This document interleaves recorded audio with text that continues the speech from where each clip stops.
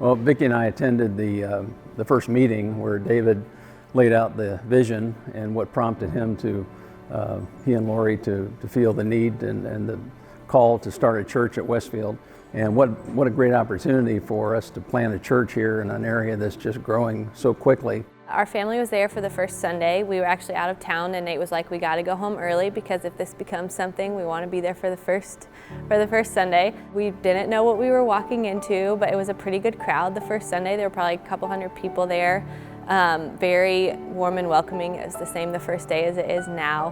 When you look at how we outgrew 502 and then Westfield High School opened up an opportunity for us to meet in their auditorium, which is just almost unheard of anymore. I really have seen the Lord just provide for every need that CBF has had. Even just in the provision of Westfield High School, that has been just an incredible working relationship that they're blessed by us and we're so blessed by them.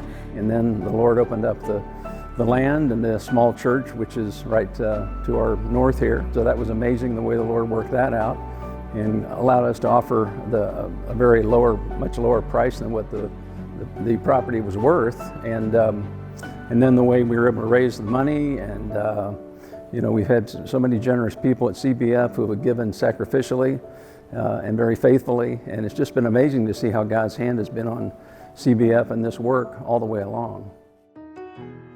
Well, it was a blessing our first time coming to CBF. We actually came to this exact site where we're at right now, and the groundbreaking was happening. We showed up just a little bit late and saw everybody praying, and we're like, oh, you know what, we're not going to bother anybody. Maybe we'll just get going. All of a sudden we see Tom Flynn running across the field. You over there, you're not getting away. And so he came over and he said to us, we want to welcome you, come into the prayer group. We loved Community Bible Church so much that we started to share about it with our family members and also our friends. A group of how many people? Maybe 20 people. They came with us and or started coming little by little, and it has been a blessing for all of us. And so we're truly thankful to the Lord and to the church for welcoming this such large group of people.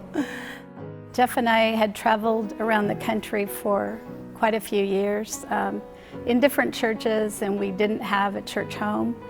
And so I wasn't sure that that was even possible anymore, to have a church home, to have a family in our church. And CBF has been that for us. A big blessing for our family has been the intergenerational mingling, especially for my girls. So after church, when everyone's mingling, they're hanging out with adults and grandparents and teenagers and developing relationships with people not even their own age, which is a blessing.